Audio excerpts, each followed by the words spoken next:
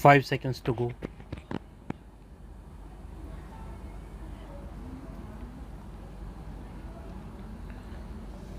Start.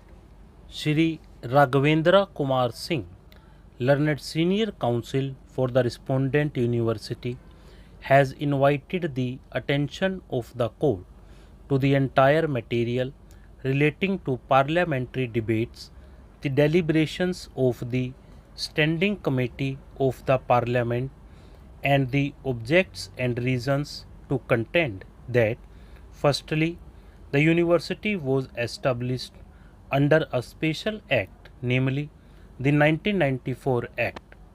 The said act clearly provided for special reservation for scheduled castes, scheduled tribes, and accordingly, the first academic ordinances provide for 50% reservation to such classes. He therefore submits that this stood protected and could not be abrogated by the general provisions of the 2006 Act.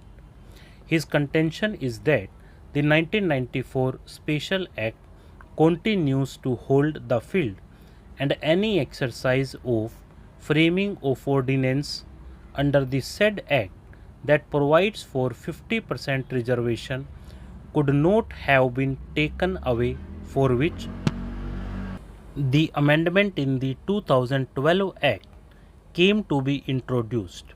He submits that the respondent university, being a special university meant to uplift the cause of scheduled castes, scheduled tribes in particular, is fully justified in providing 50% reservation, which stands protected under Article 15(5) of the Constitution of India.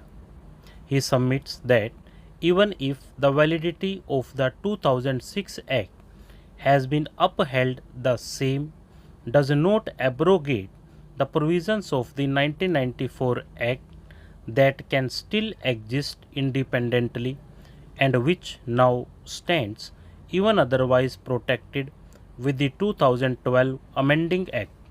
He contends that the petitioners, having not challenged the competence of the Parliament or prayed for declaring the said provisos as ultra vires to Part 3rd of the Constitution of India, the wisdom of the legislature in introducing the statutory limitations cannot be said to be violative of Article 14 of the Constitution of India.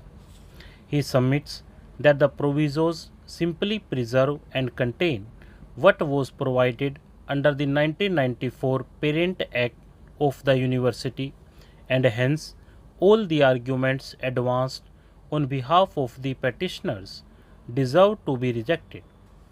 He has also questioned the locus standi of the petitioners on the ground that reservation is not a fundamental right and no such rights can be enforced by the petitioners. He then submits that the university ordinances were also laid before the Parliament, and there is a presumption of the validity of the 50% reservation provided for in the ordinances. On the issue of interpretation, he submits that the provisos, if literally as they stand, carve out an exception which does not in any way violate either the main clause of Section 3 being an exception to the same, and once having been included, the wisdom of the Parliament or the reasonableness thereof cannot be questioned by the petitioners. He submits that the purpose of a proviso is to make a provision which, but for the proviso, would not be in the main section, and the same can also simultaneously stand with the main section. There is a presumption against implied repeal.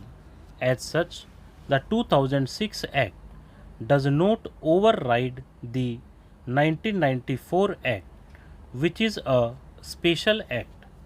Stop.